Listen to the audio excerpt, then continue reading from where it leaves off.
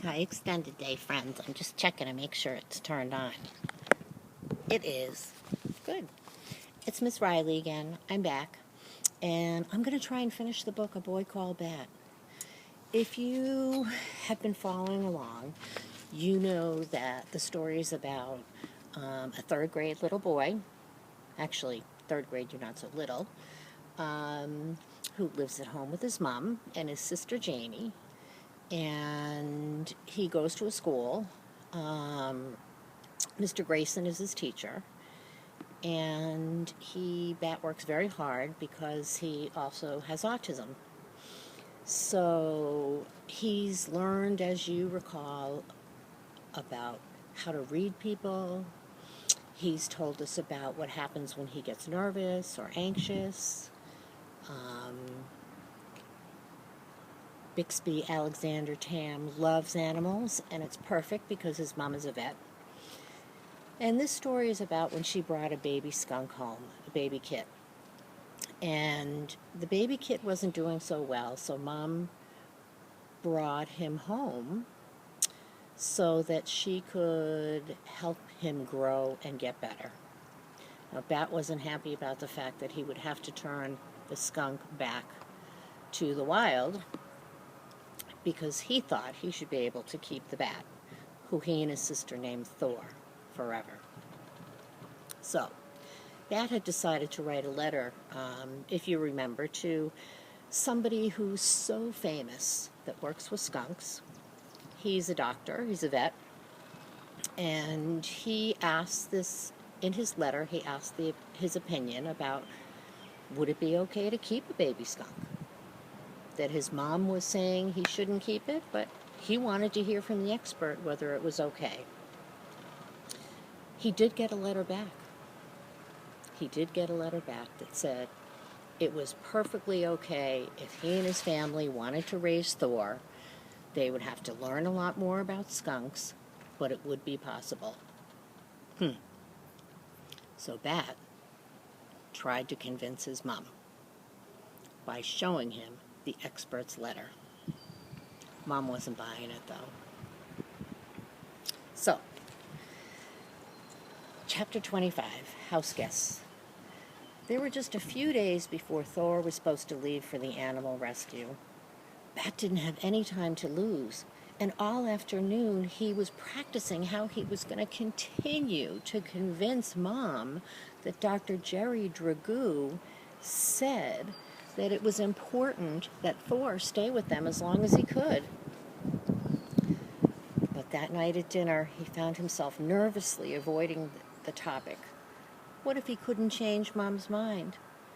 Bat couldn't imagine anything worse. So instead of talking about the skunk, Bat, if you remember, had somebody that he went to school with named Israel. And if you remember, he wanted to have Israel over. Mom was a little surprised because Bat doesn't really have friends come over to the house. So, they tried to make a plan. It was Israel's idea to come over, not mine, said Bat. Well, I think it's fun that you want to have a friend over, said Mom. At that moment, Thor was just where he should be.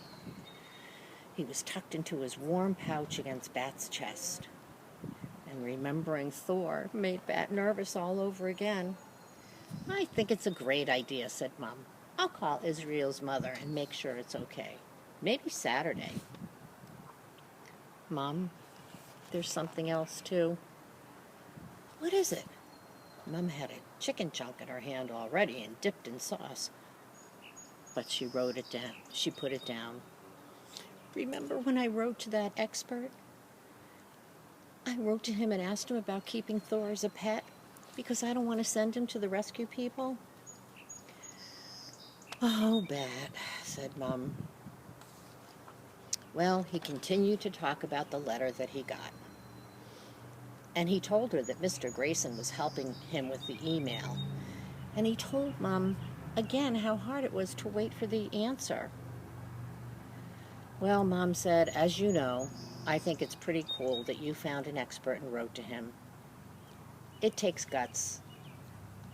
I think you should let him keep raising the skunk, Mom. He's pretty serious. Now, Mom, those aren't my words. Those are the doctor's words. He's telling you that I should be able to keep Thor. Bat, Mom said, I've been watching you with the kit. You are so responsible and careful with him.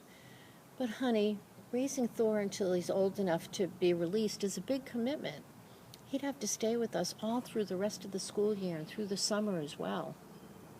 That sounded wonderful to Bat. The longer the better, he said. You say that now, but what if you get tired of feeding him and cleaning up after him? And when he gets bigger, he's awake most of the time. Mum, said Bat, and he tried his very best to make his voice sound serious. I will never get tired of Thor. That would be like you getting tired of me and Janie. Mom laughed, and she reached over to squeeze Bat's hand. Then she shook her head, which Bat knew was the sign for no, and felt his eyes start to sting with tears. Beautiful Bat, you've become an excellent skunk caretaker. You've been dedicated, and you even found a way to contact a skunk expert. I have to admit I'm very impressed. I'll tell you what. I'm thinking that maybe we won't call the Animal Rescue Center next week. And we can try having you take care of Thor with my help until he's old enough to be released. How does that sound? How did it sound? It sounded not as good as a promise that he could keep Thor forever, but still it was impossibly good. Bat felt he was vibrating on the inside. He wanted to jump and hoop with joy, but he was afraid he would scare Thor. Thank you, Mom.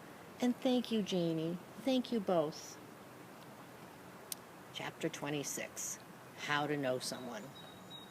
When Saturday came, Bat woke up feeling nervous. What if Israel wanted to hold Thor? Would Bat let him? Mom had asked Bat what kind of food Israel liked. But Bat didn't notice things like that. Most kids like to play handball at recess, he told her. Well, does Israel? Bat didn't know, but Mom said that was okay because they didn't have a handball anyway. Maybe you boys could plant some of the seedlings, she suggested. Mom had little plastic pots of herbs growing in the sunny kitchen window, and now it was time to put them in the garden in the backyard. I don't know if Israel likes to plant things, said Bat. Most kids do like to dig in the dirt, said Mom. So when Israel arrived, the first thing he said, do you like to garden? I guess, said Israel. Bat, said Mom behind him, invite them inside. He was blocking the doorway. Bat stepped to the side and said, come in. Thanks, said Israel. His dad said, thanks so much for inviting Israel over. Thanks for bringing him, said Mom. I'm Valerie. Tom, said Israel's dad, and they shook hands. I'm just going to go run a few errands. Can I pick Israel up around 2 o'clock? After Israel's dad left, they had apples and cheese and crackers and lemonade. Mom said we can plant the seedlings in the garden, and I guess if you want, you can come see my room. Actually, said Israel, I was hoping to meet the skunk. Oh, said Bat. Okay. Thor was in his enclosure. He was getting big enough to walk now, but he still wasn't steady on his feet. He seemed to know when Bat opened the door. It was something to be excited about, because he woke up and started scooting around. He's tiny, said Israel. Bat scooped up Thor and held him close. Thor could see now, but not very well. Skunks didn't have very good eyesight. Can I hold him, said Israel. That sounded like a terrible idea to Bat. Have you ever held a baby skunk before? No, said Israel. I don't know, said Bat. You might drop him. I could sit on the floor and you could hand him to me. Bat wanted to say no, but Mom said, Bat, honey, never held a baby kit before either, until a few weeks ago, and you never dropped Thor. I don't know, said Bat. Would you promise to be careful? Yes, said Israel, I promise. Bat wanted to be sure that Israel was taking this seriously. Israel's eyes were light with green. They were framed with thick black eyeglasses. Maybe Bat could look into those eyes and see some good things. He looked at Israel's hands, the way they were cupped together to form a safe little nest. He saw how Israel had overlapped his palms, so there was no way that Thor could slip between them. Bat didn't know much about eyes, but he knew about hands. Mom's hands so strong and sure. Israel's hands told Bat that Thor would be safe. So Bat placed the kit into them. Oh, he's so light. He's so cute. He's perfect, said Bat, and I'm going to learn everything there is to know about caring for skunks. Mom said we can keep Thor until he's old enough to be released. Do you think maybe you could teach me some stuff about skunks, too? Said Israel. You want to learn about the care and feeding of skunks? Bat asked. Yes, said Israel. Maybe they could plant the seedlings next time Israel came over. Maybe today they could talk about skunks and research skunks and watch YouTube videos. Okay, said Bat. Israel handed Thor back to Bat, and Bat put on the sling and tucked Thor inside. Well, said Bat, do you want to see my room? Sure, said Israel. Before he brought Israel into his room, Bat turned and saw Mom smiling. She lifted her hand with a little wave, and Bat felt really, really happy.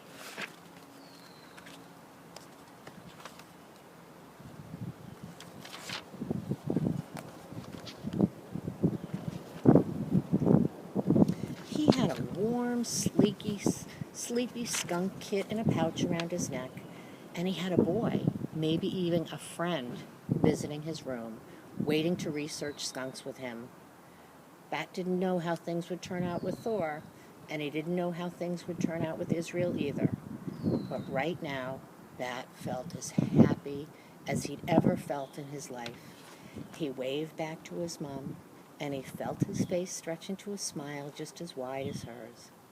And then, with Thor tucked safely into his pouch, Bat went to his room to hang out with his friend. So, that is the end of A Boy Called Bat. I think we learned some things about Bat. Things he likes, things he doesn't like. Certainly we learned some things about skunks. And we learned that it's important to be open to making friends. So maybe you could think about what it was like when you made a new friend and how you made that person feel comfortable